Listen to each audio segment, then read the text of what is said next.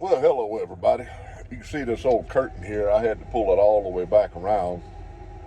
Well, that's good. My inverter kicked in to cool off back there. That's that noise you probably hear. But me and Dixie went for a walk a while ago before I had my lunch. I took some chicken thighs out of my freezer over here, put in my lunchbox oven back there, put a little water on the outside of the pan, put the chicken in it, in a little aluminum loaf pan, right? Like what you got at five and dime stores. Mama buys them by the stack. I mean, by the stack. They cheap. I just throw them away. They're great. Well, I seen something today that I've never seen in 20 years of trucking. Me and Dixie's walking around the backside of the truck stop, and I glance over here to my right, and I see some wild horses. Look like two mares, possibly three mares. The colt, I think the colt was a mare. It looked like it was possibly a colt from this year, a colt from last year, and mama, right? Because a colt will stay with their mama up to 3 years. So they were over here just walking around grazing, feeding in the grass. I'm like, wow, boy, I ain't never seen that. I know there's wild horses out in New Mexico, Arizona, on up at, Montana, Wyoming, Idaho. There's wild horses. But I've never seen any until today, which was that was a little bit of a treat. Let me roll that window down over there. Getting a little stuffy in this truck. Now I had to shut it off so y'all could hear me. But I was thinking about what I said earlier about telling stories from the road.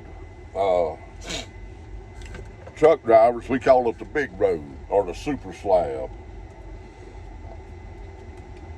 So I was thinking, well, Lord, what could I tell them to make them interested for a little while? I'm going to go back to when I was a rookie 20 years ago. And probably, I doubt I hadn't even run 50,000 miles.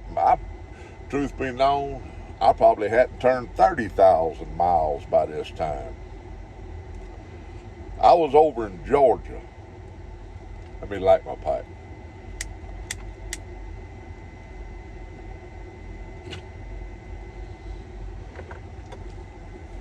And I was up in North Georgia. That's pretty hilly country up there. I had delivered a load of, I want to say, drill stem for oil wells.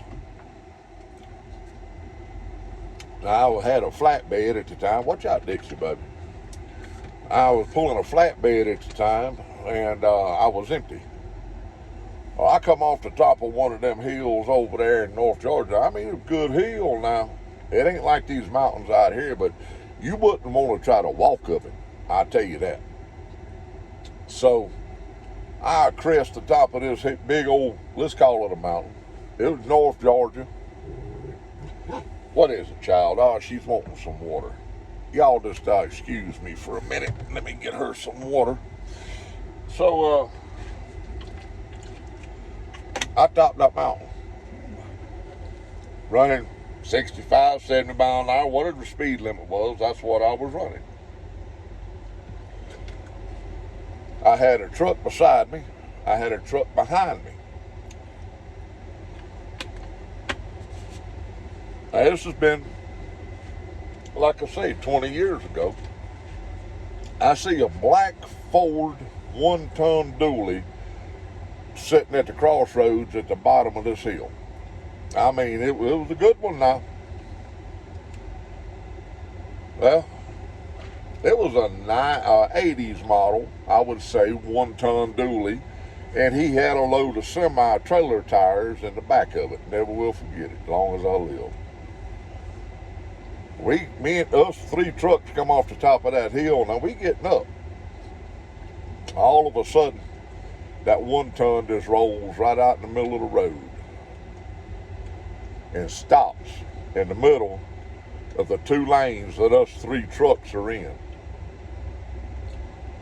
I reach over there like this and I grab that CB and I holler brake check.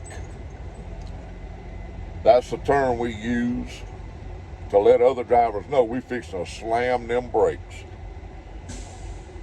I hollered brake check and lit them up. I slid, my trailer was sliding sideways behind me.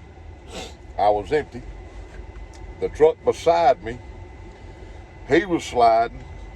His trailer like to got me, but the truck beside me and the truck behind me, they collided.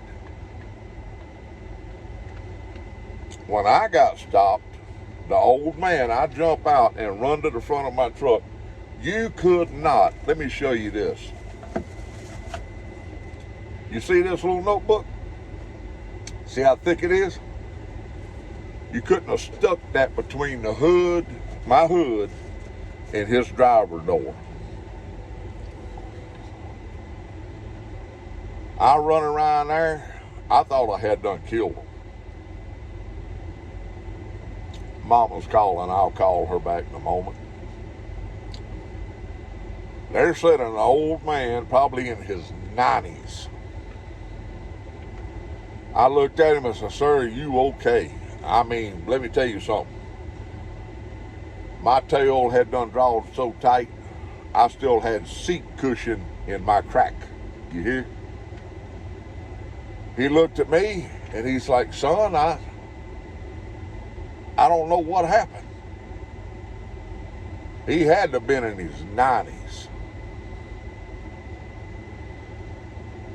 Them other drivers, they was trying to get their truck straightened out back there where they had collided sideways, sideswiped one another.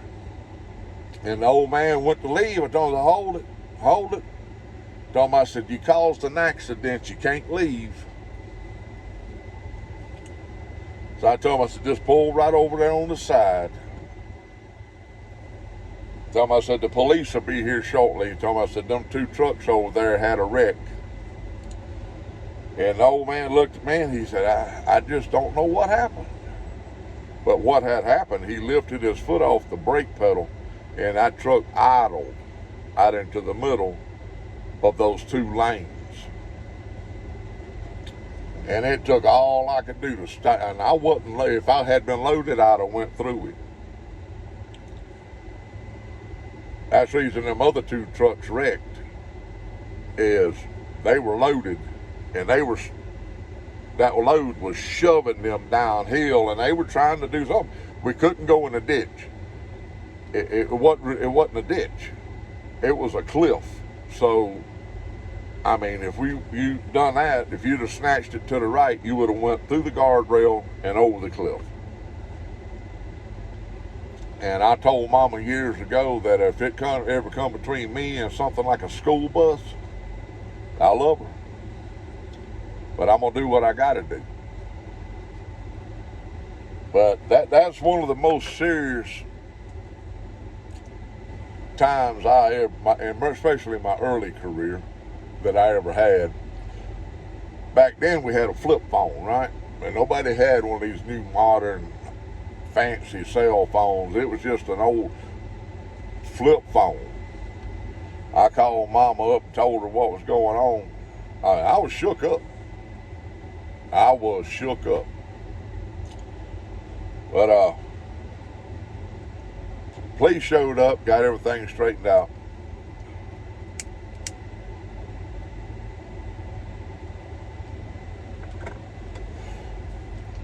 But that's one of the more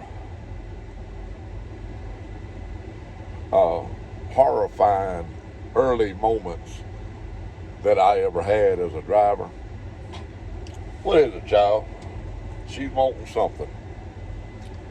But I'll be thinking about some more stuff. Now I'm going on 10 minutes.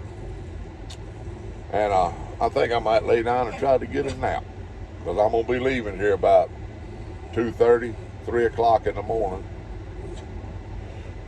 I'm sitting on 19 hours and 30 minutes now. What is it, child? Come here. Come here and say hello to everybody. Y'all hold on a minute. Come here. Come on. Oh, come here. There you go. Get up there. There she is. Ooh, them toenails on my neck get a little rough. But this little heifer seen them horses over there a while ago, and boy, she didn't know what to think. She was like, God almighty, that's the biggest dogs I ever seen in my life. Y'all keep the Lord on your mind, a prayer on your lips. I'll be thinking up another story to tell y'all. Stories from the big road.